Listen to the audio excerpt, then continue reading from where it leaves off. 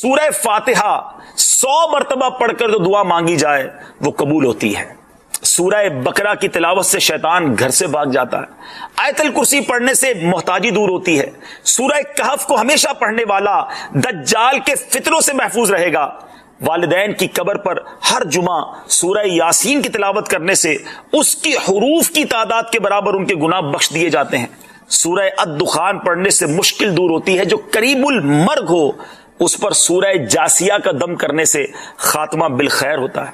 سورہ حجرات کا پڑھنا اور دم کر کے پینا گھر میں خیر و برکت کے لیے مفید ہے. سورہ قاف پڑھنے سے جو باغ ہوتے ہیں ان کے پھلوں میں کثرت ہوتی ہے. سبحان اللہ. سورہ رحمان 11 بار پڑھنے سے تمام مقاصد پورے ہوتے ہیں. سورہ واقعہ جو شخص روزانہ پڑھے گا اسے کبھی فاقہ نہ ہوگا. سورہ ملک کو ہر رات پڑھنے والا عذاب قبر سے محفوظ رہے گا. سورہ مزمل کو 11 بار پڑھنے سے ہر مشکل آسان ہو جاتی ہے. سورہ مدثر کو پڑھ کر حفظ قرآن کی دعا مانگنے سے قرآن کریم کا یاد کرنا آسان ہو جاتا ہے. جو بچے حفظ کر رہے ہیں ان کے لیے زبردست وظیفہ ہے. سورہ النازعات پڑھنے سے جاں کنی کی تکلیف نہیں ہوگی.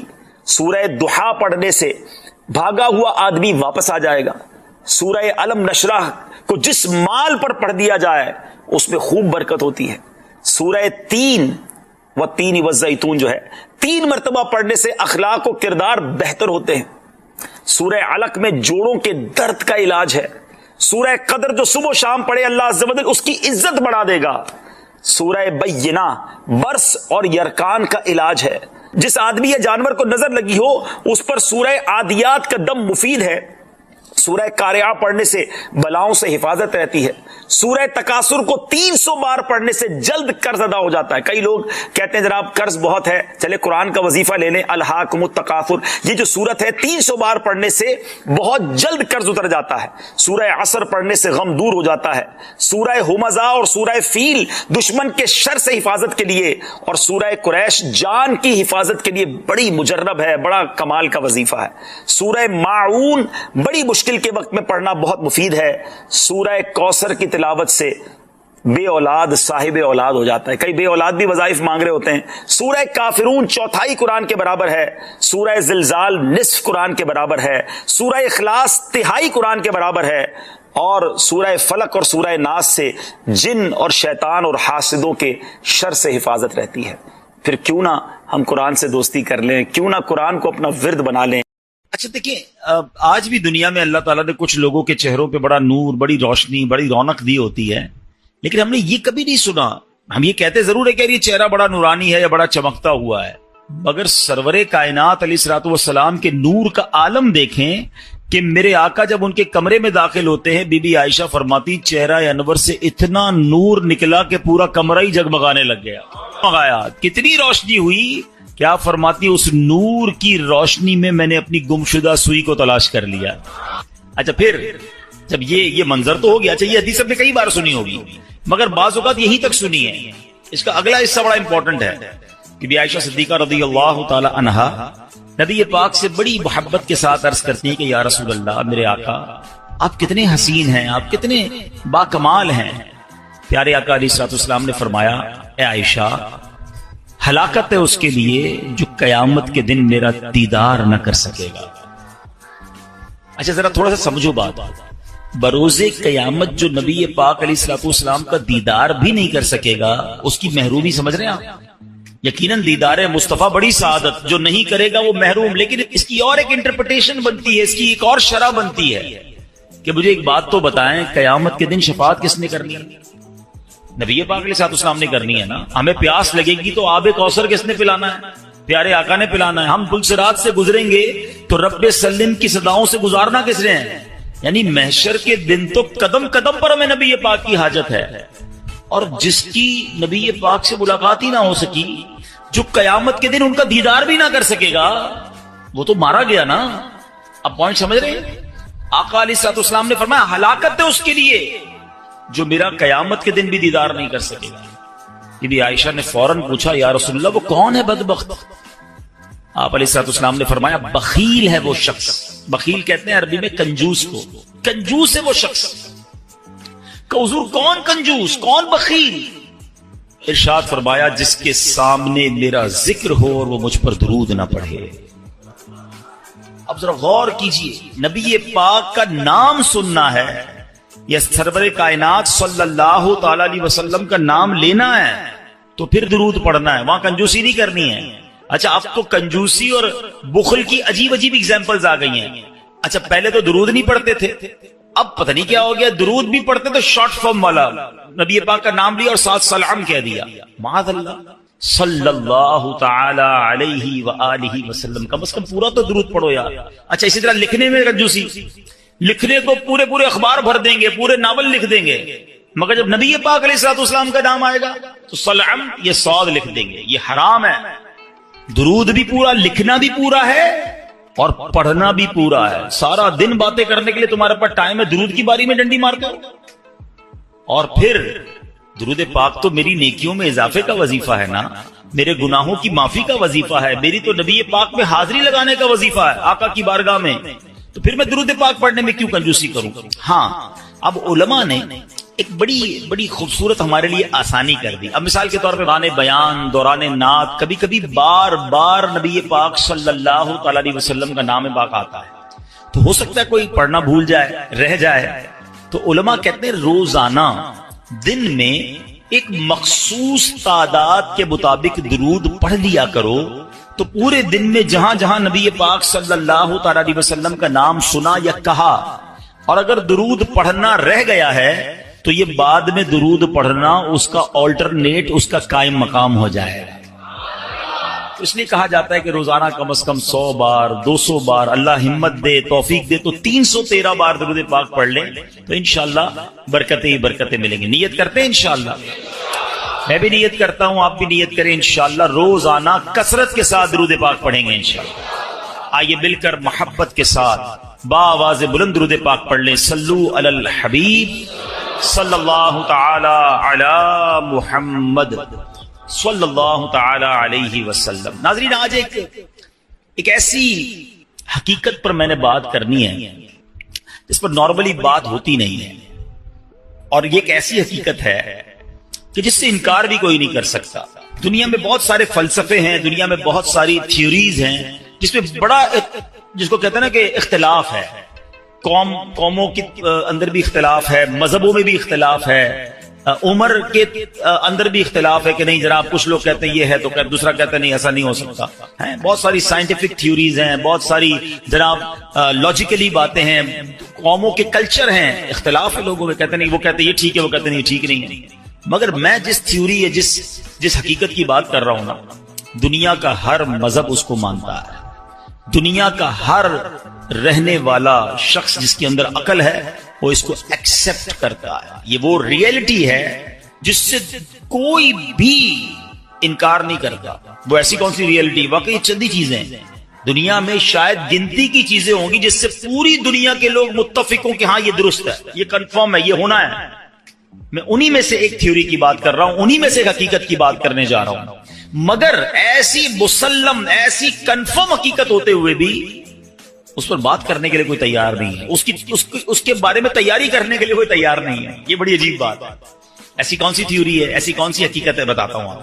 لیکن پہلے میں آپ کو ایک واقعہ سناتا ہوں. اس واقعے کے ذریعے ہم اس ٹاپک تک بھی پہنچ جائیں گے اور مزید ریئلائزیشن آسان ہو جائے گا.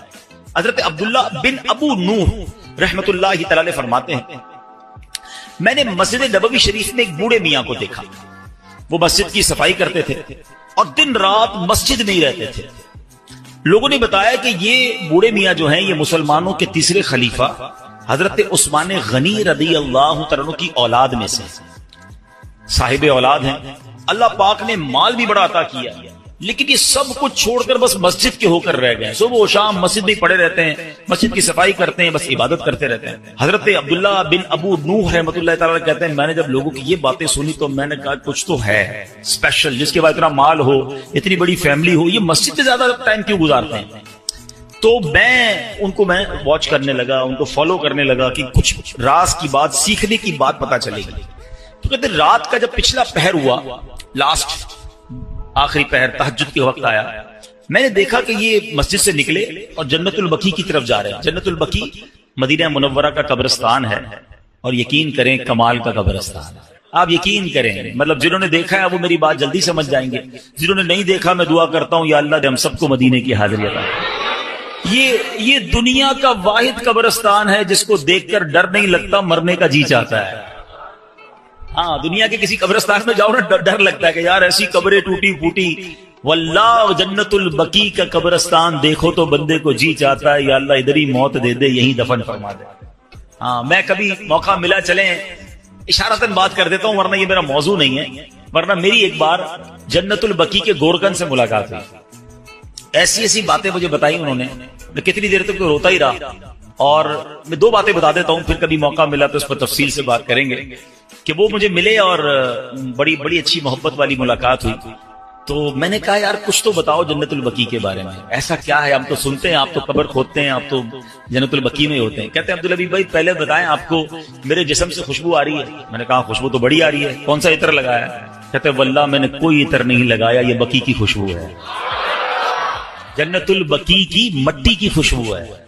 اچھا, وہ کہتے ہیں دنیا کا کوئی بھی قبرستان اٹھا لیں. پھر میں نے بھی غور کیا, وہاں آپ کو کیڑے بکوڑے بہت سارے جانور ملتے ہیں نا, مردے دفن ہو رہے ہیں, اور ظاہر قبرستان میں تو صفائی نہیں ہوتی نا, تو آپ کو کیڑے بولا جنت البقیع میں ایک کیڑا نہیں ہے.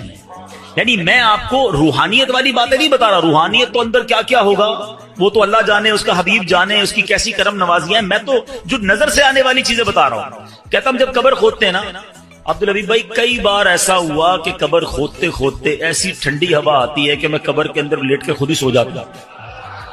کبھی گورکن کو قبر میں سوتے دیکھا ہے؟ کہتا ہے ایسی ٹھنڈی ہوا ہوتی ہے, میں سکون اتنا ہوتا ہے, میں کام کرتے کرتے ادھر ہی لیٹ جاتا ہوں قبر کے اندر, نیند بھی آ جاتی ہے.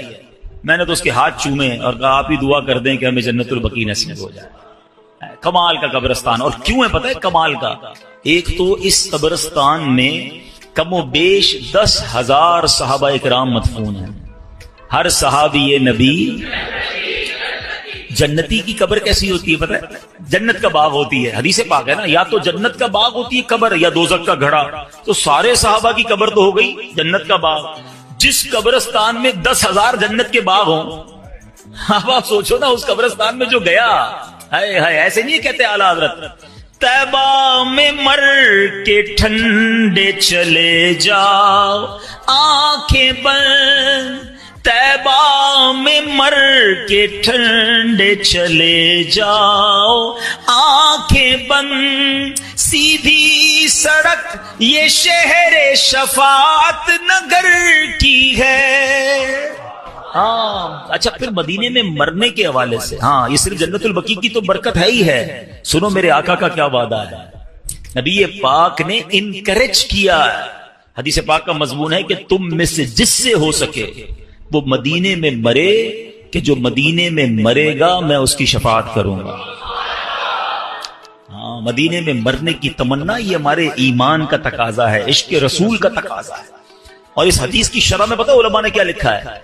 اگر کوئی اس حدیث پر عمل کرنا چاہتا ہے نا تو وہ اپنا بڑھاپا مدینے میں گزارے اور پھر بغیر کسی ضرورت مدینہ پاک سے باہر نہ نکلے. مجھے ایک میسج آیا مدینہ منورہ سے, دیکھیں موضوع مجھے نہیں پتا تھا یہ چھڑ جائے گا. ہمارے لاہور کے اسلامی بھائیوں مدینہ پاک میں, انہوں نے کہا آج مجھے کسی نے بتایا کہ ایک خاتون ہیں جو پاکستان سے گئی ہیں وہاں پر, 32 سال ہو گئے ہیں وہ مدینے سے باہر نہیں نکل رہی ہیں. کہتی ہیں باہر نہیں نکلوں گی کہیں باہر موت نہ آ جائے, مجھے مدینے میں مرنا ہے. اور میں ایسے کئی مدینے میں رہنے والوں کو جانتا ہوں جو نہیں جاتے, مکے بھی نہیں جاتے. ایک بار حج کر لیا انہوں نے, کہتے فرض ادا ہو گیا ہے, اب مدینہ نہیں چھوڑنا ہے. آقا نے فرمایا جس سے ہو سکے وہ مدینے میں مرے, کہ جو مدینے میں مرے گا میں اس کی شفاعت کروں گا. نصیب والوں کو ملتا, مرنا تو ہے ہی, اللہ کرے مدینے کی موت مل جائے, جنت البقیع مل جائے. زور سے کہہ دو آمین. پتہ نہیں کس کی آمین کے صدقے ہمارا بیڑا پار ہو جائے, یہ دعا ہمارے حق میں قبول ہو جائے. کچھ موت وہ ہوتی ہیں. میں ابھی پچھلے دنوں ہمارے ایک ساتھی تھے, ان کی والدہ کی یا والد کا انتقال ہوا مدینہ شریف میں اور جنت البقیع میں مدفن ہوا. میں ان سے ملنے گیا, میں نے کہا مجھے سمجھ نہیں آ رہی آپ سے تعزیت کروں یا مبارکباد پیش کروں. یعنی ایسی بھی موتیں ہیں جس پر افسوس ہی نہیں ہوتا کہ مطلب یہ تو ارمان تھا نا, یہ تو زندگی بھر مانگا ہے, یا اللہ ایمان والی, عافیت والی, مدینے والی, سبحان اللہ موت مل جائے, اور کیا چاہیے. مرنا تو ہم سب نے ہیں, مگر یہ موت ایسی ہوتی ہے جس کی تمنا ہوتی ہے. تو بہرحال وہ جو حضرت عثمان غنی رضی اللہ عنہ کی اولاد سے جو تھے وہ جنت البقیع میں گئے. رات کا آخری پہر تھا, قبلہ رخ ہو کر نماز پڑھنے لگے. ساری رات نماز پڑھتے رہے. فجر کا وقت شروع ہوا تو انہوں نے ایک دعا کی. اللہ کی بارگاہ میں عرض کرتے ہیں اللہم انک ارسلت الی ولم تأذن لی فإن كنت قد رضیتنی فأذن لی وإن لم ترضنی فوفقنی لما یرضیک. ترجمہ کیا ہے؟ اے اللہ پاک تو نے میری طرف اپنا قاصد بھیجا مگر یہ نہ بتایا کہ تو مجھ سے راضی ہے کہ نہیں. اے مالک کریم اگر تو مجھ سے راضی ہے تو مجھے بتا دے, اگر راضی نہیں ہے تو اپنی رضا والے کام کرنے کی توفیق عطا فرما دے. اچھا یہ بوڑھے میاں دعا مانگ رہے تھے, اتنے میں ایک بکری یا اس جیسا کوئی جانور آیا. بوڑھے میاں نے اس کی جانور کی پیٹھ پر ہاتھ پھیرا اور اس کا دودھ بھی پیا, اسے برکت کی دعا دی اور واپس مسجد نبوی شریف میں آ گیا. حضرت عبداللہ بن ابو نوح اللہ تعالیٰ کہتے ہیں میں 3 راتوں تک دیکھتا رہا, روز یہی کرتے تھے. تہجد کے وقت چلے جاتے جنت البقیع میں, وہاں نمازیں پڑھتے, دعائیں کرتے, پھر واپس آتے. 3 دن بعد میں نے حضرت کو روک لیا. میں نے کہا حضرت میں 3 دن سے آپ کو چیک کر رہا ہوں, آپ دعا کرتے ہیں, دعا میں کہتے ہیں یا اللہ تو نے اپنا قاصد میرے پاس بھیجا ہے. اللہ نے کون سا قاصد بھیجا ہے؟ قاصد کہتے ہیں میسنجر, پیغام لانے والا. اللہ نے آپ کے پاس کون سا پیغام بھیجا ہے؟ بوڑھے میاں نے کہا ایک دن میں آئینہ دیکھ رہا تھا, میں نے اپنی داڑھی میں ایک سفید بال دیکھا, بس میں نے جان لیا کہ اللہ کی طرف سے موت کا قاصد میرے پاس آ گیا. بس اللہ اکبر. یہ اللہ والوں کی شان تھی کہ موت کو کیسے یاد کرتے تھے. اور یہ روایتوں میں آتا ہے. یہ سفید بال ہونا ہے نا, کالے بالوں کے بعد سفید بال کا ہو جانا, آنکھوں کی بینائی کمزور ہو جانا, کمر کا تھوڑا سا جھک جانا, اعضاء کا کمزور ہو جانا, طاقت کا کم ہو جانا, یہ سب اللہ کی طرف سے ریمائنڈرز ہیں, یہ قاصد ہیں, یہ پیغام دے رہے ہیں کہ جانے کا وقت آنے والا ہے. مگر کیا ہم لوگ اس بات کا احساس کرتے ہیں؟ جو میں نے شروع میں بات کی تھی نا کہ ایک حقیقت جس کو تمام مذاہب, تمام نیشنلٹیز, تمام لوگ مانتے ہیں جو ہونی ہے, وہ ایک ایسی متفقہ حقیقت ہے, ریالٹی ہے کہ موت آ کر رہے گی. دنیا کا کوئی مذہب یہ نہیں کہتا کہ ہم مریں گے نہیں, کوئی سائنسدان نہیں کہتا ہم نہیں مریں گے. سب مانتے ہیں کہ دیر از اے ڈے, ایک وقت آنا ہے, ہم سب نے جانا ہے. مگر کوئی بات کرنے کے لیے تیار نہیں ہے, کوئی اس پر ڈسکس کرنے کے لیے تیار نہیں ہے. میں مثال دیتا ہوں. ابھی آج اچانک ہمارا پلان بن جائے کہ یار اسلام آباد جانا ہے, صرف سوچا ہے یار اسلام آباد کسی کام سے جانا ہے. کل سے اسلام آباد کے بارے میں ہم باتیں کرنا شروع کر دیں گے دوستوں میں. یار اسلام آباد کا موسم کیسا ہوگا, کون سی ٹرین میں جاؤں, جہاز کی ٹکٹ کتنے کی ہے, ہوٹل کون سا رکھوں, یار سردی کتنی ہے. ابھی سوچا ہے, ڈسکشن شروع. ترکی جانا ہے, ترکی کے لیے بات شروع. یورپ جانا ہے, یورپ کے لیے بات شروع. جدھر جانا ہے اس کی ابھی پلان ہے, ٹکٹ بک نہیں کی ہے. سوچتے ہی بات چیت شروع. سب کو پتا ہے مرنا ہے, بات کیوں نہیں کرتے, ڈسکس کیوں نہیں کرتے؟ یار مرنے کے بعد کیا ہوگا, موت کے وقت کیا ہوگا, نزا کی سختی کیسی ہوگی, قبر میں اکیلا جاؤں گا, قبر جنت کا باغ ہوگی, دوزخ کا گھڑا ہوگی, سانپ اور بچھو تو نہیں آ جائیں گے. Nobody want to talk about it. ارے کوئی بات نہیں کرتا ہے کہ کبھی دوستوں میں بیٹھے یار تم پتہ نہیں اسلام آباد جاؤ گے نہیں جاؤ گے, مگر ہو سکتا ہے اس سے پہلے مر جاؤ. موت پر کیوں بات نہیں کرتے؟ آپ سمجھے میری بات کو, یہ ایسی حقیقت ہے بچہ بچہ جانتا ہے مگر بات نہیں کرتا. اچھا بات کرو تو بعض اوقات لوگ کہتے ہیں یار یہ, اچھا ہم دعوت اسلامی والے اگر بیان کرتے نا موت کے موضوع پر تو کہتے ہیں یار یہ بہت ڈراتے ہیں. دعوت اسلامی والے بڑی قبر کی بات کرتے ہیں. چلو بھائی ہم بات کرنا چھوڑ دیتے ہیں, آپ مرنے سے بچ جاؤ گے. ہم بات نہیں کرتے کیا آپ موت سے بچ جاؤ گے, نہیں بچ سکو گے. سب نے مرنا ہے تو پھر کیوں نہ بات کی جائے, کیوں نہ تیاری کی جائے. اللہ کے ولی تو سفید بال دیکھ کر روز اللہ سے کہتے ہیں یا اللہ تو نے قاصد تو بھیج دیا, یہ بھی بتا دے راضی ہے کہ راضی نہیں ہے. ایک بادشاہ کے بارے میں آتا ہے, سنیے. گھر میں اس نے موت کی یاد کے لیے تابوت رکھا ہوا تھا اور روز اس تابوت کو دیکھ کر اپنی موت کو یاد کرتا تھا. ایک دن آئینے میں چہرہ دیکھا تو داڑھی میں ایک سفید بال نظر آیا. تو اب بادشاہ نے کہا کہ یہ تابوت لے جاؤ, اب مجھے موت کو یاد کرنے کے لیے یہ داڑھی میں سفید بال ہی کافی ہے, یہ یاد دلاتا رہے گا کہ میری موت کا وقت آنے والا ہے. اے میرے پیارے اسلامی بھائیوں, ایسے بھی لوگ گزرے ہیں, مگر آج ہمارے سامنے جنازے اٹھتے ہیں, ہیں داڑھی کے بال سفید ہونا تو پتہ نہیں کتنوں کے سفید ہو گئے, پورے ہی بال سفید ہو گئے. کچھ کلر لگا کر چھپاتے ہیں, کچھ مہندی لگا کے چھپا دیتے ہیں, لیکن پتا تو ہے نا کہ میری موت کا وقت آنے والا ہے. زندگی گزر رہی ہے, برتھ ڈے بڑی شوق سے لوگ مناتے ہیں, happy birthday to you. کبھی سوچا کہ یہ میں نہیں کہتا ناجائز ہے, جائز طریقے سے منائے ٹھیک ہے, لیکن اگر عقل میں ہونا تو زندگی کا 1 سال کم ہو گیا ہے. اگر میں 40 سال اللہ کی بارگاہ سے لکھوا کر لایا تو میرا 1 سال چلا گیا نا. خوشی بنانی چاہیے, یہ عبرت کرنی چاہیے کہ لمحہ بلمحہ ہم موت کے قریب ہو رہے ہیں, آخرت کے قریب ہو رہے ہیں, مگر کوئی فکر نہیں ہے, کوئی اس بارے میں بات ہی نہیں کرتا ہے. Please try to understand. آج جنازے, غسل, میت کی تدفین کے وقت بھی لوگ ہنسی مذاق کر رہے ہوتے ہیں. قبرستان کا ماحول پہلے کا زمانہ تھا, میت میں جائے نا جنازے میں تو یہ ڈھونڈنا مشکل ہو جاتا تھا کہ میت کا رشتہ دار کون ہے. سارے رو رہے ہوتے تھے منہ چھپا کر, رومال رکھ کے. اس لیے نہیں کہ سب کو میت سے بڑا پیار ہوتا تھا, اس لیے کہ لوگوں کو اپنی موت یاد آتی تھی کہ آج یہ چلا گیا ہے, کل میری باری ہے. آج اس کو قبر میں اتار رہے ہیں, کل مجھے اتاریں گے. آج اس کو کاندھے پر لے کے جا رہا ہوں, کل میری باری مجھے کوئی کاندھے پر لے کے جائے گا. ارے کبھی غسل میت دیتے وقت, کفن پہناتے وقت خیال آیا کہ میری باری آنے والی ہے؟ کیوں نہیں سوچتے, کیوں یہ خیال نہیں کرتے میرے پیارے اسلامی بھائی؟ وہ تو سفید بال داڑھی کا دیکھ کر سمجھ جاتے کہ موت کا قاصد آ گیا ہے, مگر آج ہم تو جنازے دیکھ کر بھی احساس نہیں کرتے ہیں. تو آج ہم نے اس موضوع پر کرنی ہے کہ ہم سب نے مرنا ہے اور اپنی کرنی کا پھل بھگتنا ہے. اللہ پاک کے آخری نبی رسول ہاشمی صلی اللہ تعالی علیہ وسلم فرماتے ہیں بخار بھی موت کا قاصد ہے. بخار آتا ہے نا, میں کئیوں کو سب کو بخار آیا ہوگا کبھی نہ کبھی. فرمایا یہ موت کا قاصد ہے. اور سنیں کیا پیارا جملہ نبی پاک نے فرمایا کہ بخار زمین پر اللہ پاک کا بنایا ہوا قید خانہ ہے. ہاں, یہ بالکل پہلی بار میں نے بھی پڑھا, اور واقعی میں نے غور کیا کہ بخار ہوتے ہی بندہ گھر میں چلا جاتا ہے, اچھی خاصی ایکٹیویٹی ہوتی ہے. آج کل نظر نہیں آ رہا بندہ کدھر ہے, بخار ہو گیا گھر کے اندر ہے, قید ہو جاتا ہے, خود ہی آٹومیٹکلی قید ہو جاتا ہے. آقا نے فرمایا بخار زمین پر اللہ پاک کا بنایا ہوا قید خانہ ہے. اللہ پاک جب چاہتا ہے اپنے بندے کو قید کر دیتا ہے, اور پھر جب چاہتا ہے تو چھوڑ دیتا ہے. یہ قاصد ہے, یہ پیغام ہے کہ تیری کوئی حقیقت نہیں, رب نے جب چاہنا ہے یہ روح بھی واپس چلی جانی ہے. حضرت مجاہد رحمت اللہ تعالی فرماتے ہیں جب آدمی کسی بیماری میں مبتلا ہوتا ہے تو حضرت ملک الموت کا قاصد اس کے پاس ہوتا ہے, حتیٰ کہ جب وہ مرض الموت میں گرفتار ہوتا ہے تو حضرت ملک الموت خود اس کے پاس تشریف لا کر فرماتے ہیں تمہارے پاس پے در پے میرے قاصد آتے رہے, ڈرانے والے آتے رہے, تم نے اس کی کوئی پرواہ نہیں کی. اب تمہارے پاس ایسا قاصد آیا ہے جو دنیا سے تمہارا نام و نشان مٹا دے گا. یہ جو بیماری ہے نا, یہ بھی ایک پیغام ہے موت کا.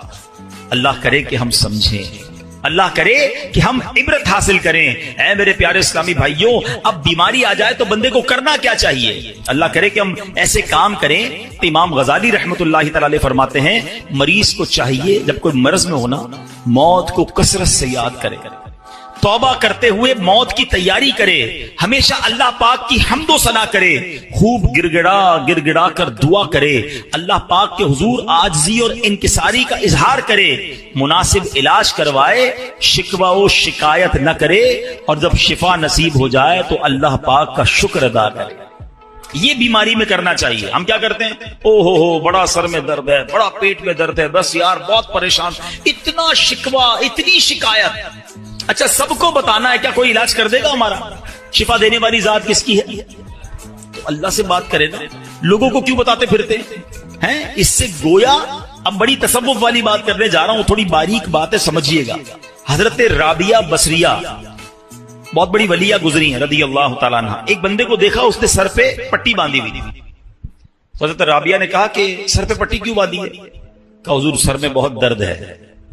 آپ نے فرمایا آج تم بیمار ہو تو درد کی پٹی باندھی ہے, جب صحت میں تھے تو صحت کی پٹی باندھی تھی.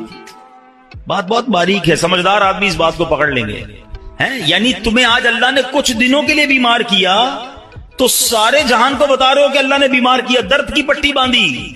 جب اللہ نے اتنے دنوں تک صحت مند رکھا تھا, کوئی پٹی باندھ کے بتایا لوگوں کو کہ میں بڑا صحت مند ہوں؟ بعض اوقات بیماری کا اظہار, مصیبت کا اظہار کہیں ایسا نہ ہو یہ شکوہ بن جائے, کمپلین بن جائے کہ اللہ نے بیمار کیا ہے, اللہ نے تکلیف بھیجی ہے. نہیں میرے پیارے اسلامی بھائی، اگر کوئی بیماری پر صبر کر جائے نا، احادیث میں مضمون ملتا ہے اللہ شفا بھی دیتا ہے، اس کے گناہوں کو معاف بھی کر دیتا ہے. یعنی بیماری مصیبت تو میرے گناہ معاف کروانے آئی تھی، مگر شکوہ شکایت کمپلین، ہمارا تو کچھ لوگوں کی تو عادت ہی ہوتی ہے نا، جب ان سے ملے کیا حال ہے، اب جیسے ہی پوچھا نا آپ نے کیا حال ہے، اب لسٹ شروع ہو جائے گی، بس یار سر میں بھی درد ہے، پیٹ میں بھی درد ہے، مارکیٹ بھی خراب ہے، گھر میں بھی اچھا نہیں ہے، اتنی پرابلمز بتا دے گا بندہ کہ یار نہ ہی پوچھتا تو اچھا تھا. کبھی تو شکر الحمدللہ کہہ دو، کبھی تو کہہ دو اللہ نے بڑا اچھا رکھا ہے، اللہ نے بڑی مہربانی کی ہے، کروڑوں سے اچھا رکھا ہے. کیوں نہیں کہتے زبان سے؟ شکر ادا کرنے والے بنے، کمپلین کرنے والے نہ بنو. اور بیماری سبحان اللہ، ہمارے اسلاف جو ہے نا وہ تو اس طرح مصیبت کو ویلکم کرتے تھے. حضرت فتح موصلی رحمت اللہ تعالی کے بارے میں آتا ہے کہ ان کی زوجہ تھی، ایک بار کہیں جا رہی تھی تو راستے میں پاؤں کو ٹھوکر لگی، ناخن اکھڑ گیا. اب ناخن اکھڑنے کی تکلیف سمجھتے ہو نا، جان نکل جاتی ہے. اب مسکرانے لگی. کسی نے کہا آپ کو تکلیف نہیں ہوئی؟ کہا تکلیف تو ہوئی، مگر اس تکلیف پر جو میں صبر کروں گی اور صبر پر جو مجھے ثواب ملے گا وہ ثواب یاد کر کے مسکرا رہی ہے. اللہ اکبر. یہ ایسے لوگ تھے. اور ہم جناب چھوٹی سی چوٹ پر اتنی شور مچا رہے ہوتے ہیں، تھوڑا سا نقصان ہو جائے، اچھا جناب وہ کیا ہوا، بس وہ موٹر سائیکل کا انڈیکیٹر ٹوٹ گیا، تو موبائل ہاتھ سے گر گیا، تو فلاں نقصان ہو گیا، فلاں پرابلم، سب کو بتائیں گے. 2 4 5 ہزار کا نقصان ہو گیا، پورے محلے کو بتائیں گے. کیوں بتائیں گے بھائی؟ کوئی دے دے گا آپ کو؟ دے گا کوئی نہیں، ثواب بھی چلا گیا. صبر کرتے تو یہ نقصان تمہارے لیے ہو سکتا ہے گناہوں کا کفارہ بن کر آیا ہو. روایتوں میں آتا ہے کہ مومن کو پہنچنے والا ہر نقصان، یہاں تک کہ اس کے جوتے کا تسمہ بھی ٹوٹ جائے نا، وہ بھی اگر کسی کا لاس ہوتا ہے اور وہ صبر کرے تو وہ اس کے گناہوں کا کفارہ بن جاتا ہے، اس کے لیے نیکی کا باعث بن جاتا ہے. مگر صبر کریں تو نا، ہم نے تو سب کو بتانا ہے. اچھا معاملہ بڑا عجیب ہے، نقصان ہو تو سب کو بتانا ہے، نفع ہو تو کسی کو نہیں بتانا ہے. یہ ضرور بتائیں گے 5 ہزار کا نقصان ہو گیا، کبھی آ کے بتایا کہ 50 ہزار روپے کمائے؟ نہیں، وہ کیوں بتاؤں بھائی؟ گھر والوں کو تو بالکل بھی نہیں بتاؤں گا، خرچہ شروع کر دیں گے گھر والے. ان کو جب بھی بتانا نقصان کی خبر دینی ہے. نہیں میرے پیارے سے، اللہ کا شکر ادا کریں، نہ بتائیں کسی کو نقصان. وہ شاعر کہتے ہیں نا، کسی کا احسان کیوں اٹھائیں، کسی کو حالات کیوں بتائیں. کیوں بتاؤں میں کسی کو میرے ساتھ کیا گزر رہی ہے؟ میں جانوں، میرا رب جانے نا. کسی کا احسان کیوں اٹھائیں، کسی کو حالات کیوں بتائیں. تم ہی سے مانگیں گے تم ہی دو گے، تمہارے در سے ہی لا لگی ہے. اللہ کی بارگاہ میں ہم عرض کریں گے، اللہ کے حبیب علیہ الصلوۃ والسلام کی بارگاہ میں عرض کریں کہ اللہ حبیب پاک کے وسیلے سے ہم پر رحم کر دے. لیکن یہ دنیا والوں کو نہ بتایا کرو، اور خاص طور پہ بیماری، اس میں تو زیادہ توبہ استغفار کرنا. دیکھیں اگر کہتے ہیں نا مائنڈ سیٹ ہو نا عبرت لینے کا، پرابلم یہ مائنڈ سیٹ نہیں ہے. ہمیں میسج ملتا ہے، ہم اس کو میسج کو کر لیتے ہی نہیں ہے. ہم کہتے ہیں نہیں یار نارمل سی بات ہے. حالانکہ بیماری میں جو ہماری کہتے ہیں نا ترم خانی نکل جاتی ہے، آواز نہیں نکل رہی ہوتی ہے، طبیعت آؤٹ ہو جاتی ہے، کھڑے ہونے کا جی نہیں چاہتا. ایسے جو اکڑ اکڑ کے چل رہے ہوتے ہیں نا، ان کو کھڑے ہونے کی ہمت نہیں ہوتی ہے. یہ پیغام ہے کہ یہ تیری اوقات ہے، بستر سے بندہ کھڑا نہیں ہو سکتا. ایسی بیماریاں ہوتی ہیں، ہم سب کے ساتھ ایسا ہوا ہوتا ہے کہ پیروں میں جان نہیں ہوتی. ماشاءاللہ 5 وقت کا نمازی ہوتا ہے، بعض اوقات ایسا بیمار ہوتا ہے کہ کھڑے ہو کے نماز نہیں پڑھ سکتا، اس کو کرسی پہ بیٹھ کے نماز پڑھنی پڑتی ہے. اس وقت احساس ہونا چاہیے کہ جب پیر پہ کھڑا ہوتا ہوں تو یہ میرے رب کی قدرت کھڑا کرتی ہے. اب کھڑے ہو کے اکڑنا نہیں ہے، اب کھڑے ہو کے روب نہیں جمانا، لوگوں پر ظلم نہیں کرنا ان ہاتھوں اور پیروں سے.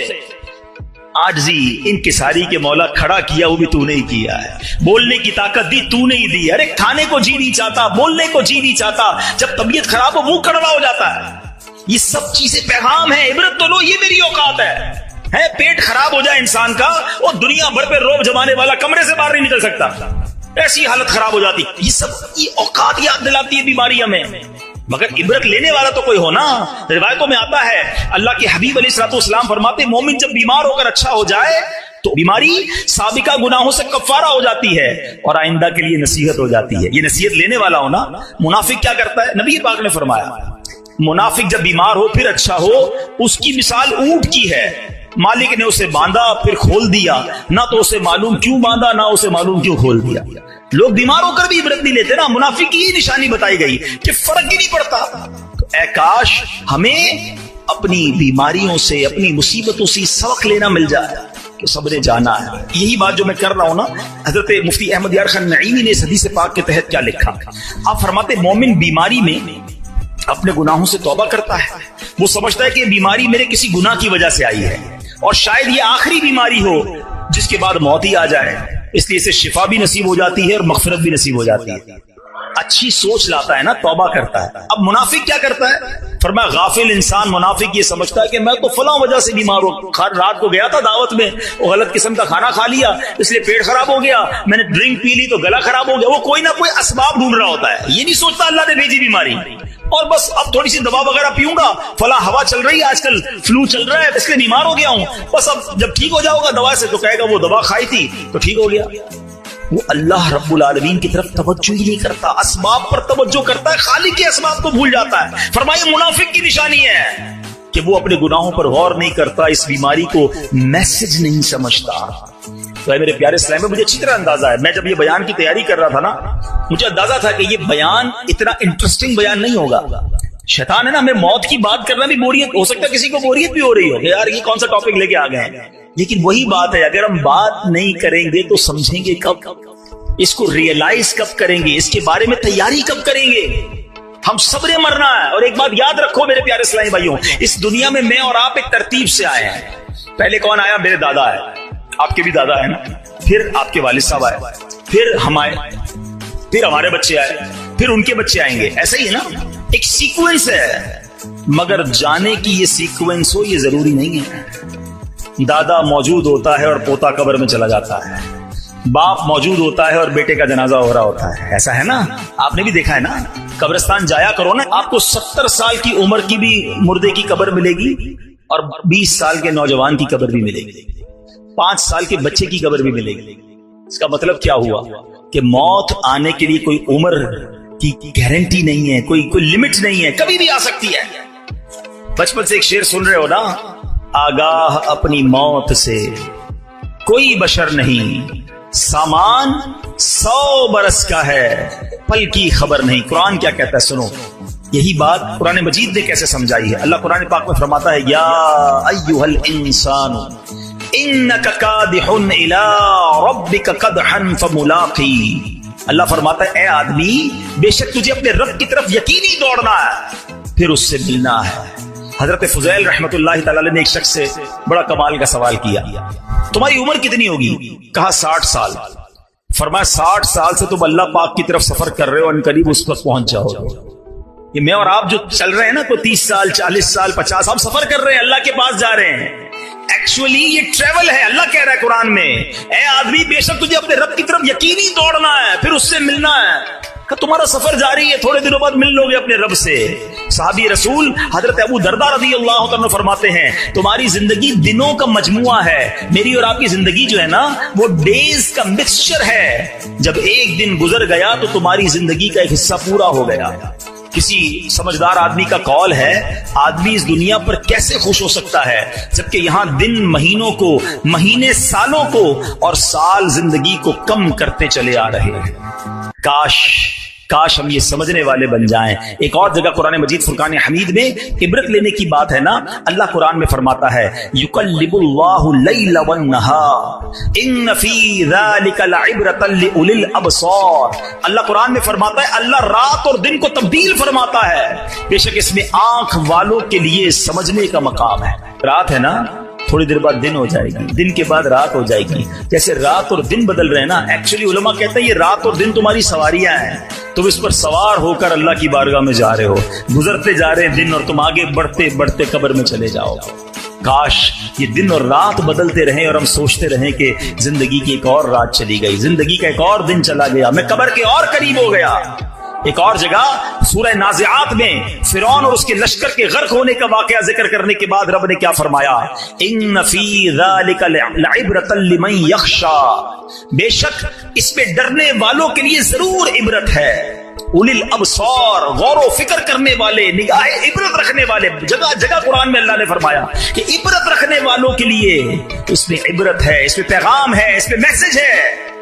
ایک تو قرآن پڑھتے نہیں اور پڑھتے ہیں تو سمجھتے نہیں۔ ہمیں تو دوستوں میں گپ شپ سے فکر نہیں، اچھا اطلاع بھی ملتی ہے، پتہ چلا آج اس کا انتقال ہو گیا، ہاں وہ آج دوپہر کو بھی ہمارے ساتھ تھا۔ کوئی احساس نہیں کہ یار اس طرح چلا گیا۔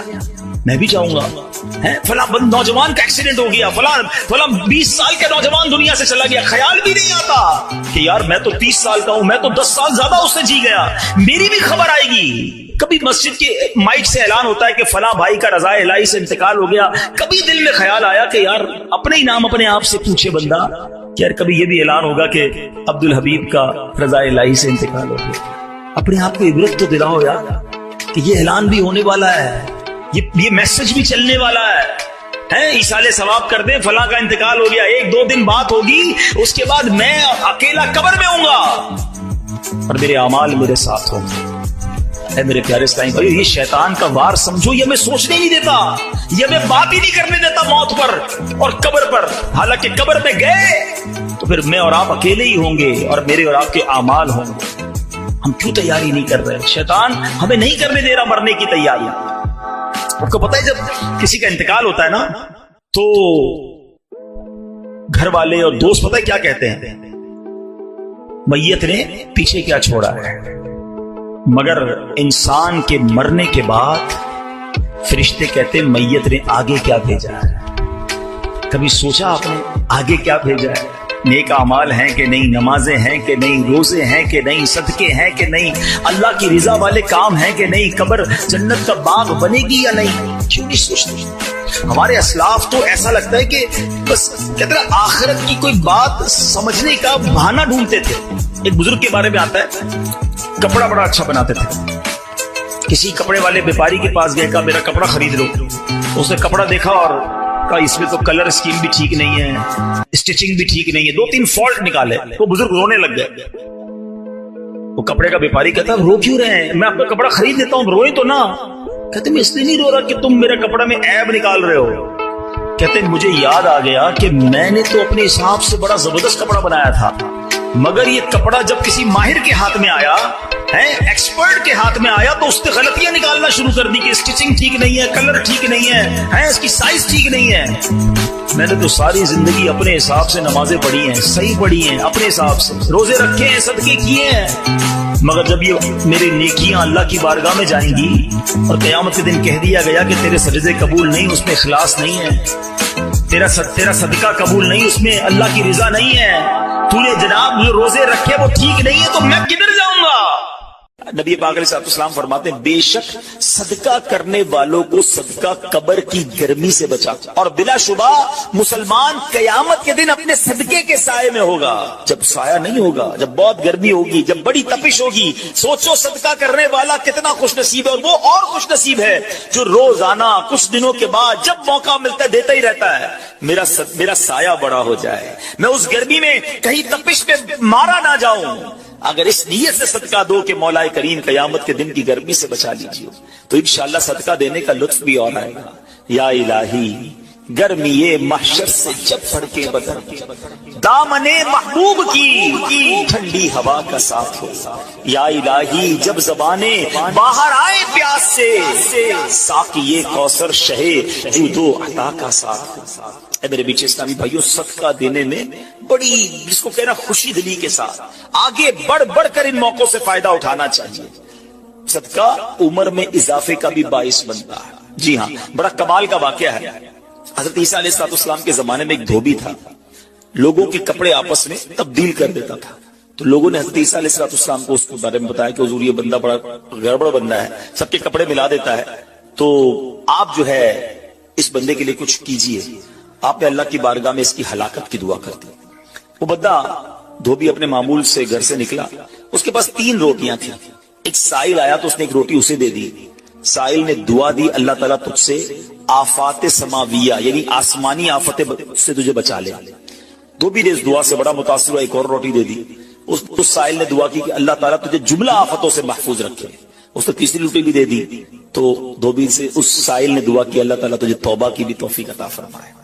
अब एक बड़ा सांप जो है उसकी गठड़ी में दाखिल हो चुका था, क्योंकि अब उसकी हलाकत की दुआ हो गई थी। उस सांप की गोया कुदरती ये ड्यूटी लगाई गई थी कि इस धोबी को काटना है। जब धोबी कपड़े लेने के इरादे से उसने गठड़ी के अंदर हाथ डाला, तो फरिश्ते ने उस सांप को लोहे की एक लगाम डाल दी और वो धोबी सलामती के साथ वापस आ गया। धोबी को पता ही नहीं चला क्या हुआ है। लोगों ने हज़रत ईसा अलैहिस्सलाम से अर्ज़ की कि ऐ रूहुल्लाह, धोबी तो सही सलामत वापस आ गया, आपने तो उसकी हलाकत की दुआ की थी, आप तो अल्लाह के नबी हैं। जरा सुनो, हजरत ईसा अलैहिस्सलाम ने धोबी को बुलाया, फरमाया बताओ तुमने कौन सी भलाई की है। कहता 3 रोटियां थी, वो तीनों अल्लाह की राह में सदका की, और वो मुझे फकीर जो था वो हाथ उठा उठाकर, झोलियां उठा उठाकर दुआएं देता रहा। तो आप अलैहिस्सलाम ने उस सांप से पूछा कि तुमने इसे कत्ल क्यों नहीं किया। तो सांप ने अर्ज की, ए अल्लाह के नबी, अल्लाह अज़्ज़ व जल ने आपकी दुआ कबूल फरमा ली थी और मुझे इसको हलाक करने के लिए भेजा था। जब इस धोबी ने साइल को सदका दिया तो एक फरिश्ते ने आकर मुझे लोहे की लगाम डाल दी।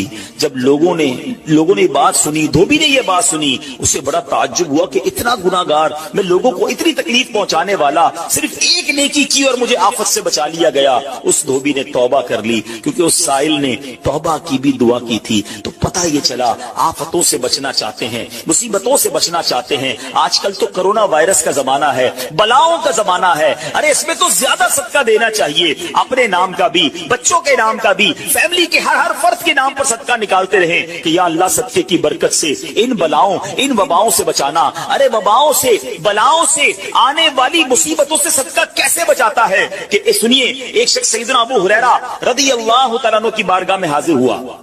कहने लगा हुजूर मेरा बेटा समुद्री सफर पर गया है, आप उसके लिए दुआ फरमाएं। आप रज़ी अल्लाह तआला अन्हु ने फरमाया उसकी तरफ से सदका दो, सफर पर जाया करो ना, सदका दे के जाया करो। बेटा या फैमिली का कोई फर्द सफर पर है, सदका दो के खैर से वापस आ जाए। सैयदना अबू हुरैरा रज़ी अल्लाह तआला अन्हु ने फरमाया समुद्री सफर पर है, उसके लिए सदका दो। उस वक्त समुद्र में मौजें उठ रही थी, यहाँ बाप और हजरत अबू हुरैरा रज़ी अल्लाह तआला अन्हु में गुफ्तगू हो रही है।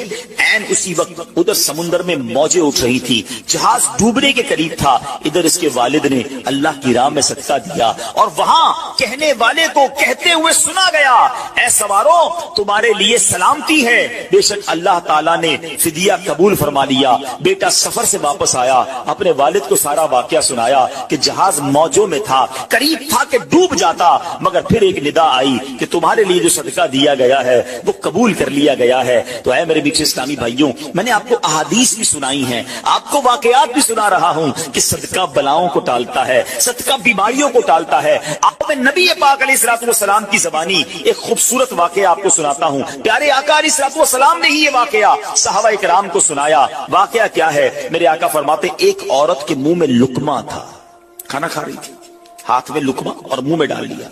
इतने में दरवाजे पर एक साइल आया। वो औरत कैसी तवक्कुल वाली, कैसी सदका देने वाली, कितना अल्लाह की राह में खर्च करने वाली थी कि वो लुकमा उसने मुंह से रोका और साहिल को दे दिया कि ये खा ले, मैं भूखी ठीक हूं, ये बेचारा गरीब है, दे दिया उसको। छोटी सी बात थी, एक लुकमा क्या होता है, कुछ लोग ही कहते हैं पैसे ही थोड़े जेब में, 5, 10, 15 रुपए, 50 रुपए, 100 रुपए के सदके से क्या होगा, मैं तो खुद गरीब हूं। सुनो, एक ही लुकमा था ना, देग नहीं थी बिरयानी की, एक लुकमा था। और ये वाकया सरवरे कायनात अलैहिस्सलाम अपने सहाबा को सुना रहे हैं। फरमाया वो लुकमा उस औरत ने रोका और फकीर को दे दिया। अब उस औरत के कुछ अरसे बाद बच्चे की विलादत हुई। बच्चा थोड़ा सा बड़ा हुआ, बाहर माँ के साथ चलने लगा, घूमने फिरने लगा। तो बाहर गया तो एक भेड़िया आया और भेड़िया आकर उसके बच्चे को उसने मुंह से पकड़ा और भाग गया। माँ पीछे भाग रही, मेरा बेटा, मेरा बच्चा, और भेड़िया आगे भाग रहा है। अल्लाह अकबर। अल्लाह तबारक व तआला ने एक फरिश्ते को हुक्म दिया कि भेड़िए के पीछे जाओ, इसके मुंह से बच्चा छीन कर लाओ और उसकी मां के हवाले कर दो, और मां को कह देना अल्लाह अज़्ज़ व जल ने तुम पर सलाम भेजा है और फरमाया है कि ये लुकमे के बदले लुकमा है। बात आई समझ में? अपना लुकमा जो तुमने मेरी राह में दिया था, भेड़िया के लुकमे से तुम्हारे बेटे को बचाया है तुम्हारे रब ने, अल्लाह ने सलाम भेजा है। ऐ मेरे बीठे इस्लामी भाइयों, ये हदीस बता रही है कि गुनाह, नेकी जो थोड़ी सी भी हो ना, वो जाया नहीं की जाती, वो अल्लाह के यहां महफूज है। जुम्मे के खुतबे में एक हदीस सुनते हैं, अल बिर्रु ला यबला वज़्ज़म्बु ला युनसा वद्दय्यानु ला यमूत। सुन लो, नेकी पुरानी नहीं होती, गुनाह भुलाया नहीं जाता, और फैसला करने वाला जो रब अज़्ज़ व जल है उसे मौत नहीं आती है। अब हमें सोचना है कि हम नेकी कर भी रहे हैं कि नहीं, कि गुनाह कर करके अपने अकाउंट को भरी जा रहे हैं। ये छोटे छोटे सदके जब जब मौका मिले ना, माशाल्लाह हम जुम्मा पढ़ने जाते हैं, कल भी जाएंगे मस्जिदों में, हमने देखा होगा मस्जिद का डब्बा आता है सामने, कुछ ना कुछ डाल दिया करो इस नीयत के साथ यार थोड़े और जमा करा दूं अपनी आखिरत में, थोड़े और अपने पैसे जमा करा, थोड़े और आगे चले जाएं। और ये मैं ऐसे खुद नहीं कह रहा, سبحان اللہ. میں آپ کو بڑی خوبصورت 2-3 حدیثیں سناتا ہوں. پہلے تو یہ سمجھیے کہ آج کل دنیا میں اور آپ یہ چاہتے ہیں کہ ہمارے جو پیسے ہیں نا سیکیور رہیں. آج کل بڑا عجیب معاملہ ہے, اچانک آگ لگ جاتی ہے, کسی کے پیسے چوری ہو جاتے ہیں, لوگ پریشان رہتے ہیں, سیکیورٹی مل جائے. ٹھیک ہے, تو میں آپ کو ایک حدیث سنانے جا رہا ہوں. نبی پاک علیہ الصلوۃ والسلام فرماتے ہیں, اللہ کے حبیب علیہ الصلوۃ والسلام فرماتے ہیں کہ رب عز و جل فرماتا ہے, یعنی یہ حدیث قدسی ہے. اللہ فرماتا ہے اے ابن آدم اپنے خزانے میں سے میرے پاس کچھ جمع کر دے, اپنے پیسوں میں سے کچھ پیسے میرے پاس جمع کر دے. میں حدیث کا خلاصہ عرض کر رہا ہوں. نہ جلے گا, نہ ڈوبے گا, نہ چوری کیا جائے گا. سنو کیسی سیکیورٹی ہے. انشورنس آج کل لوگ کراتے ہیں جس میں بعض اوقات حرام انشورنس ہوتی ہے. میں آپ کو سبحان اللہ ایک ایسی گارنٹیڈ مدنی انشورنس بتا رہا ہوں کہ رب فرما رہا ہے, اللہ فرما رہا ہے اپنا مال میرے پاس جمع کرا دے. نہ جلے گا, نہ ڈوبے گا, نہ چوری ہوگا. اور اللہ فرماتا ہے میں اس وقت تجھے پورا بدلہ دوں گا جب تو اس کا زیادہ ضرورت مند ہوگا. کون سا وقت ہوگا وہ؟ قیامت کا دن جب بچہ ماں کے پاس جائے گا نا, ماں ایک نیکی دے دے, ماں پھنس گیا ہوں ایک نیکی چاہیے. ماں اس ایک نیکی میں بھی بیٹے کی مدد نہیں کرے گی. ماں جائے گی اولاد کے پاس کہ بیٹا میرا ایک گناہ لے لو. اولاد کہے گا ماں سے کہ نہیں میں تمہاری مدد نہیں کر سکتا. باپ بیٹے کی ہیلپ نہیں کرے گا. ایسا حال. مگر کون حامی ہوگا؟ اللہ اکبر. میرے اعلیٰ حضرت سے پوچھو, فرماتے ہیں رضا ان کے سوا رضا کوئی حامی نہیں جہاں.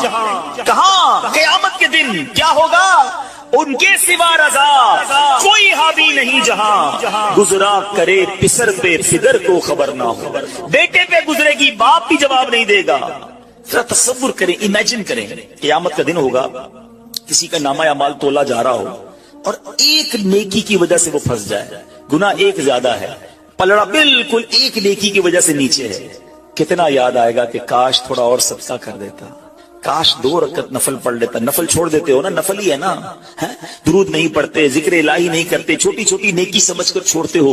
اگر یہ چھوڑتے وقت خیال آئے نا کہ کہیں ایسا نہ ہو کہ وہی ایک نیکی کم پڑ گئی اور میں اللہ نہ کرے جہنم میں نہ ڈال دیا جاؤں. فَأَمَّا مَن ثَقُلَتْ مَوَازِينُهُ, جس کی تولے بھاری ہو گئی, قرآن کہتا ہے فَهُوَ فِي عِيشَةٍ رَاضِيَةٍ, وہ من مانتے چین میں عیش میں ہوگا. اور جس کی تولے ہلکی پڑ گئی, وَأَمَّا مَن خَفَّتْ مَوَازِينُهُ فَأُمُّهُ هَاوِيَةٌ وَمَا أَدْرَاكَ مَا هِيَ نَارٌ حَامِيَةٌ. جس کی تولے ہلکی پڑ گئی, وہ نیچا دکھانے والی گود میں ہے, اور وہ کیا ہے تم نے کیا جانا؟ شولے مارتی بھڑکتی ہوئی آگ, یعنی جہنم میں ڈالا جائے گا اگر تولے ہلکی پڑ گئی. تو اگر اپنی اس اسکیل کو بھاری کرنا چاہتے ہو تو اللہ فرما رہا ہے اس وقت میں لوٹاؤں گا جب تم زیادہ ضرورت مند ہوگے, جب تمہیں زیادہ ضرورت ہوگی. یہ سیکیورٹی ہے. اچھا پھر کچھ لوگ بڑے عجیب ہیں, وہ کہتے ہیں یار پیسے تو ہم نے خرچ کر دیے, رمضان میں دی نا, زکات بھی پوری دے دی, بڑا کاؤنٹ کر کے چلتے ہیں, بس پورے ہو گئے بھائی, اب اگلے سال آنا. وہ اللہ کے بندو, جو رب تمہیں روز دے رہا ہے, عطائیں دیے جا رہا ہے, اور تم کیلکولیٹ کر کے لاک کر دیتے ہو صدقے کو. ایسا نہ کرو. میں آپ کو ایک اور حدیث سناتا ہوں. اللہ کے حبیب صلی اللہ تعالی علیہ وسلم فرماتے ہیں کہ پیارے آقا نے فرمایا مال کو روک کر نہ رکھو, روک کر نہ رکھو, کہیں یہ نہ ہو کہ تم سے بھی روک لیا جائے. ہاں ہمارے لیے تو نہیں روکا جا رہا نا. مثال کے طور پہ دکاندار بیٹھے ہوں گے یا بزنس کمیونٹی کے لوگ بیٹھے ہوں گے, آپ کا مثال کے طور پہ مہینے کا 1 لاکھ روپے کا خرچہ ہے. کبھی کبھی ایسا بھی ہوتا ہے پہلے 2-3 دنوں میں 1 لاکھ روپے ہو جاتے ہیں پورے. تو کیا تالا لگاتے ہو کہ چلو بھائی اب پورے مہینے کا ہو گیا, 27 دن بعد آئیں گے؟ نہیں, آنے تو جتنا آ رہا ہے. ہم آنے والی سائڈ تو نہیں روک رہے, ہاں خرچ اللہ کی راہ میں کرنے والی روک لیتے ہیں. جب وہ دینے میں نہیں روک رہا تو تم اللہ کی راہ میں خرچ کرنے میں نہ روکو. میں حدیث سنا رہا ہوں کہ روک کر خرچ نہ کرو, روک کر نہ رکھو, کہیں یہ نہ ہو کہ تم سے بھی روک لیا جائے. ایک دوسری روایت میں کہ نبی پاک علیہ الصلوۃ والسلام نے فرمایا خرچ کرو, گن کر نہ رکھو, کہیں یہ نہ ہو کہ اللہ بھی تمہیں گن کر نہ دے, کہیں یہ نہ ہو کہ اللہ بھی تمہیں گن کر دے. اور بچا کر نہ رکھو, کہیں ایسا نہ ہو کہ اللہ بھی تم سے بچا کر رکھنے لگے. ادھر سے رک گیا نا, عطائیں رک گئی تو کہاں جائیں گے آپ؟ دیکھیں. اچھا آج کے دور میں تھوڑا سا آپ سروے کر لیں, جتنے لوگ آپ کو صدقہ خیرات چیریٹی کرنے والے, کھانا کھلانے والے, آپ کو جو لوگ ملیں گے نا, آپ دیکھیں ان کا سرمایہ بڑھ ہی رہا ہوتا ہے. ہے، ان کا مال میں اضافہ ہی ہو رہا ہوتا ہے، کیونکہ اللہ پاک انہیں دنیا میں بھی نواز رہا ہوتا ہے۔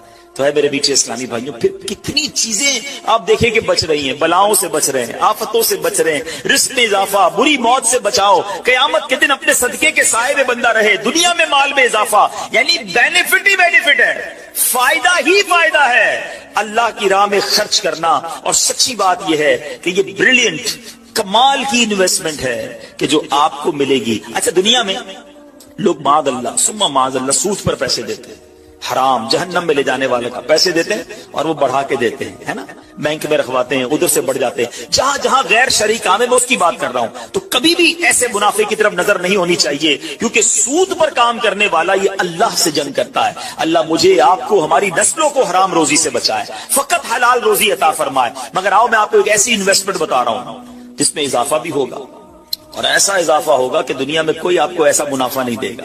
اور یہ میں نہیں کہہ رہا، حدیث پاک کا مفہوم ہے، ہم جب صدقہ کرتے ہیں میرے اور آپ کے ہاتھ سے نکلتا ہے، اللہ کے حبیب علیہ الصلوۃ والسلام فرماتے ہیں، جس کا مضمون ہے کہ جب صدقہ بندے کے ہاتھ سے نکلتا ہے، ہاتھ سے نکلتے ہی اللہ کے دستے قدرت میں چلا جاتا ہے، اور اللہ تمہارے صدقوں کو پالتا ہے جیسے تم جانور کو پالتے ہو۔ چھوٹا بچڑا ہوتا ہے، چھوٹا جانور ہوتا ہے، آہستہ آہستہ بڑا ہوتا ہے نا۔ فرمایا جب بندہ کھجور کا صدقہ دیتا ہے نا، قیامت کے دن اس کھجور کے صدقے کا رب کریم اسے احد پہاڑ جتنا ثواب عطا فرمائے، بڑھتا جائے گا، بڑھتا جائے گا، تھوڑا تھوڑا صدقہ بھی قیامت کے دن اللہ نے چاہا پہاڑوں کی مانند ملے گا۔ تو میں آپ سے پوچھتا ہوں کہ آخرت کے اکاؤنٹ میں کیا جمع کروایا ہے؟ لوگ کہتے ہیں میں نے فلاں جگہ سیف ڈپازٹ کرائی ہوئی ہے، فلاں جگہ انویسٹمنٹ کی ہوئی ہے، فلاں پراپرٹی لی ہوئی ہے، اس کا ریٹ بھی بڑھ رہا ہے، ادھر سے کرایہ آ رہا ہے، سونا لے کے رکھ لیا اس کا ریٹ بڑھ رہا ہے، جناب ڈالر رکھنا چاہیے، عجیب عجیب پلاننگ ہے، کس لیے؟ دنیا کے لیے۔ ادھر کے لیے کوئی اکاؤنٹ کھولا نہیں کھولا۔ آخر میں آپ کو لاجیکلی ایک چوٹ کرنے والا واقعہ سناتا ہوں، پھر انشاءاللہ کنکلوژن کی طرف آتے ہیں کہ ایک ملک تھا، اس میں بڑا نرالا کمپٹیشن ہوا، امیزنگ، حیرت ناک۔ بادشاہ تو بادشاہ ہوتے ہیں، مرضی جو ان کی کریں۔ بادشاہ نے اعلان کر دیا جناب پورے ملک میں چیک کرو سب سے بڑا بے وقوف کون ہے، اس کو تحفہ دیں۔ عقل مندوں کے مقابلے تو سنے تھے، بے وقوف کا مقابلہ، چلے جناب شروع ہو گئے مقابلے۔ عجیب عجیب بے وقوف آتے تھے، اپنے کرتب دکھاتے، اپنی باتیں دکھاتے۔ وزیر تھے جو ٹیسٹ کرتے کرتے کرتے آخر کار ایک بندہ ایسا تھا جس سے بڑا بے وقوف پورے ملک میں نہیں تھا، بادشاہ کے سامنے کھڑا کر دیا۔ بادشاہ سلامت بڑے تجربے کیے، بڑے ٹیسٹ کیے، he is the biggest fool of our country, یہ ہمارے ملک کا سب سے بڑا جو ہے نا بے وقوف ہے۔ بادشاہ نے کہا چیک کر لیا، کہا چیک کر لیا۔ بادشاہ نے اپنی مالا اتاری سونے جواہرات کی، اس بے وقوف کو پہنا دیا۔ بے وقوف بڑا خوش، گھر آیا۔ تھوڑے دن ہوئے تو بے وقوف کو پتا چلا کہ بادشاہ سلامت بڑے بیمار ہیں، بڑے زیادہ بیمار ہو گئے۔ کہتا اچھا میں بھی جاؤں گا دیکھنے۔ تھا تو بے وقوف نا، سمجھ تو پڑتی نہیں تھی، چلا گیا بادشاہ کے پاس۔ کہ بادشاہ سلامت کیا حال ہے آپ کو سنائیے، سنا ہے بڑے بیمار ہو گئے۔ بادشاہ بہت زیادہ بیمار تھا، آخری لمحات تھے، کہتا ہے بس اب تو اس جہان کو چھوڑ کر جا رہا ہوں۔ اچھا، بیوقوف کہتا ہے بادشاہ کو اچھا کہیں اور جا رہے ہیں؟ کہاں جا رہے ہیں؟ اس کو یہ بھی نہیں پتا تھا کہ مرنا بھی ہوتا ہے، بیوقوف جو تھا۔ تو بادشاہ کہتا ہے میں اس دنیا کو چھوڑ کے دوسری دنیا میں جا رہا ہوں۔ اچھا، تو بادشاہ سلامت یہ بتائیے کہ ادھر میں دیکھتا ہوں آپ کا بہت بڑا محل ہے، بیوٹیفل بیڈ رومز ہیں، شاندار مکان ہے، جدھر جا رہے ادھر مکان بنا لیا آپ نے؟ تو بادشاہ کہتا نہیں ادھر تو میں نے جھوپڑی بھی نہیں بنائی۔ اچھا، بادشاہ سلامت میں دیکھتا ہوں آپ کے پاس بہت پیسے ہیں، بڑا مال ہے، آپ تو بانٹتے بھی سونا ہی ہیں، سونے کے جواہرات کے ڈھیر لگے ہوئے آپ کے پاس، جدھر جا رہے ادھر پیسے بھجوا دی نہیں بھجوائے؟ تو بادشاہ کہتا ہے میں نے تو وہاں بوٹی کوڑی بھی نہیں بھجوائی۔ اچھا بادشاہ صاحب میں دیکھ رہا ہوں آپ کے آس پاس بڑے خادم خادمائیں، کنیز غلام ہیں، ہر طرف آپ کے خدمت گار ہیں، جدھر جا رہے ہیں ادھر کچھ غلام کنیز خادمہ بھجوائے نہیں بھجوائے؟ بادشاہ کہتا ہے ادھر تو کوئی خادم نہیں ہوگا۔ اس بے وقوف نے بڑی کمال کا کام کیا، اس نے وہ مالا اتاری اور بادشاہ کے گلے میں پہنا لی۔ کہا حضور پھر مجھ سے بڑے بے وقوف تو آپ ہوئے نا، آپ کو پتا ہے آپ کہیں اور جا رہے ہیں، آپ کو پتا ہے اس دنیا سے آپ کسی اور دنیا میں جا رہے ہیں، نہ گھر بنایا، نہ پیسے بھجوائے، نہ خادم بھجوائے، کرو گے کیا ادھر؟ بس تو یہ حکایت ہے، مگر سچ بتاؤ یہ کتنی بڑی چوٹ ہے۔ شاید جتنے لوگ مجھے یہاں سن رہے ہیں سب گھر میں ہی رہتے ہیں، جھوپڑی میں یا روڈ پہ کوئی نہیں سوتا ہوگا۔ دنیا میں جو مجھے سن رہے ہیں بہت سو کے پاس مکانات ہیں، مگر کیا جنت میں گھر بن گیا؟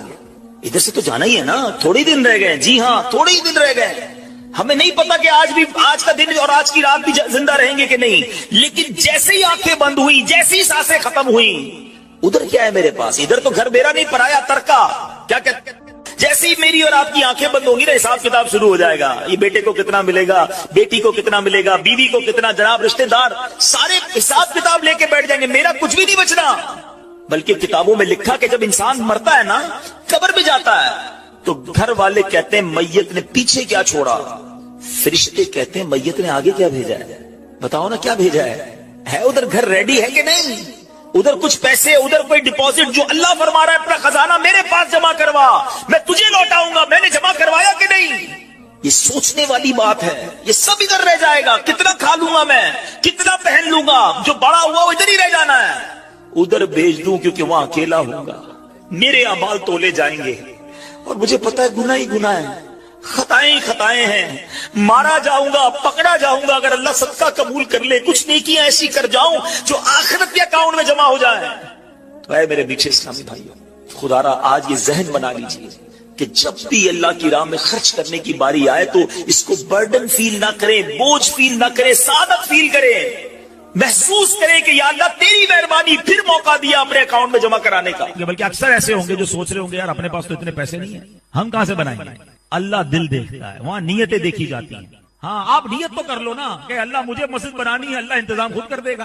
میں جب اللہ کے گھر کو بنانے کی نیت کروں گا تو غیب کے خزانوں سے دینا اسی نے ہے. اور ہاں انشاءاللہ آگے میں آپ کو حدیث سناؤں گا. اللہ کے حبیب علیہ الصلوۃ والسلام فرماتے ہیں جو اللہ کے لیے مسجد بنائے اللہ اس کے لیے جنت میں گھر بناتا ہے. اچھا پھر ایسا نہیں ہے کہ بڑی مسجد بنائے کروڑوں روپے کی, نہیں. ایک اور حدیث پاک ہے اس کا مضمون ہے جو چڑیا کے گھونسلے جتنی بھی حدیث بنائے اللہ چڑیا کے گھونسلے جتنی بھی مسجد بنائے اللہ کریم اسے بھی جنت میں گھر عطا فرمائے گا.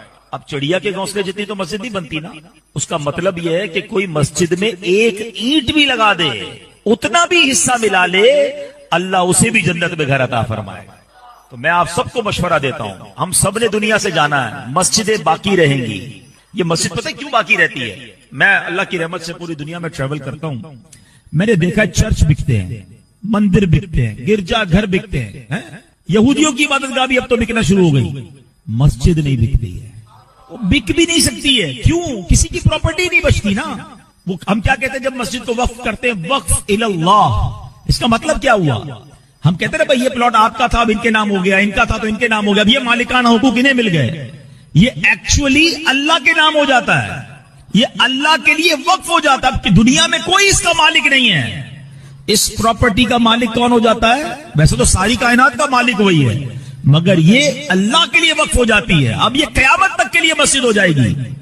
آپ کو 1400 سال سے مسجدیں نظر آ رہی ہیں. مسجد قباء موجود ہے نا, مسجد نبوی موجود ہے. کب بنی تھی؟ 1400 سال پہلے. پلاٹ, پلازے, بلڈنگیں ختم ہو جاتے ہیں, مسجدیں قیامت تک باقی رہتی ہیں. اللہ کرے کہ یہ انویسٹمنٹ ہمیں سمجھ آ جائے. میں تو ان کو بھی کہوں گا جنہوں نے مسجد بنائی ہے کہ ایک پہ آپ نے بھی نہیں رکنا ہے. اللہ نے یہ کام کروا لیا, آپ نوٹ کر لیں. انشاءاللہ میں تو سب سے کئیوں سے بات کی ہے, جس نے بھی مسجد بنائی ہے نا, اللہ نے وہ مال تو اسے دنیا میں ملٹی پلائی کر کے دے ہی دینا ہے. یہ تو واپس آ جائے گا, آ بھی چکا ہوگا یا آنے والا ہوگا. ہاں, کیونکہ آخرت میں جنت کا گھر الگ ملے گا, ادھر ملٹیپلیکیشن الگ ہے. تو یہ اللہ سے کاروبار کر کے آپ بھی دیکھ لو. اور سبحان اللہ, میں ایک اور مشورہ دیتا ہوں کہ جب دعوت اسلامی والے مسجد بنائے نا, تب تو سبحان اللہ آپ نے سمجھنا یہ لاٹری لگ رہی ہے. کیونکہ دعوت اسلامی والے مسجد نہیں بناتے, ثواب کی پوری فیکٹری لگاتے ہیں. ابھی میں ان سے مشورہ کر رہا, دیکھیں ابھی تو آج پہلی نماز ہوئی ہے نا, ہم نے پتہ کیا سوچنا شروع کر دیا ہے, بیسمنٹ میں کیا ہوگا. انشاءاللہ ہم پلان کر رہے ہیں کہ بیسمنٹ میں ہماری اسلامی بہنوں کا اجتماع ہوگا. بیسمنٹ میں اسلامی بہنوں کا جامعۃ المدینہ لگے گا, یعنی نیچے خواتین کی ثواب کی فیکٹری لگ جائے گی.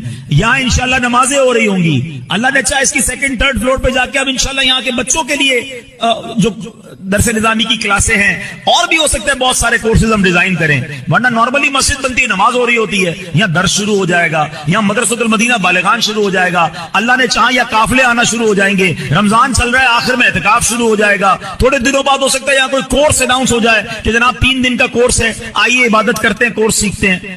تو بنانے والوں کے تو وارے نیارے ہو گئے نا کہ ہر وقت ثواب کا بیٹر جاری ہے. تو دعوت اسلامی والے جب مسجد دنیا میں کہیں بنائے, میرا آپ کو مشورہ ہے کہ وہ آپ کے پاس آئے نہ آئے, آپ خود آگے بڑھیں کہ یار تھوڑا حصہ میرا بھی ملا لو یار، میری ماں کے نام پر، میرے والد کے نام پر، آپ کی مہربانی مجھے پارٹنر بنا لو، کیونکہ یہ قیامت تک ثواب چلتا رہے گا اور مجھے بھی اس کا ثواب ملتا رہے گا۔ اللہ ہماری دعوت اسلامی کو سلامت رکھے، اس مسجد کو بنانے والوں کو پہنچ گئی، یہ کیسا بندہ ہے؟ تو عرض کیا گیا یہ وہ شخص ہے جس میں 3 صفات ہیں۔ اب غور کیجئے گا، یعنی آپ سوچیں جس کا مقام عرش الہی کے نور تک پہنچنا ہو، ٹھیک ہے؟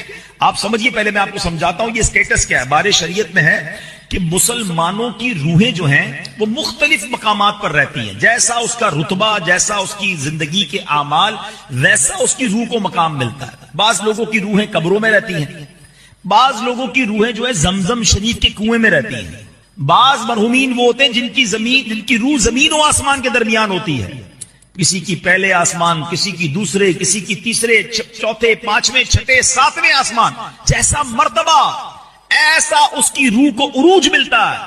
اور بعض کی آسمانوں سے بھی بلند، بعض روحیں عرش کے نیچے قندیلوں میں رہتی ہیں، بعض کی اعلیٰ علیین میں رہتی ہیں۔ ہم اللہ سے دعا کرتے ہیں اللہ ہم جب دنیا سے جائیں ہماری روح کو اعلیٰ علیین میں جگہ عطا فرما۔ امیر اہل سنت کا بہت پیارا شعر ہے نا، آئیے مل کے پڑھ لیتے ہیں۔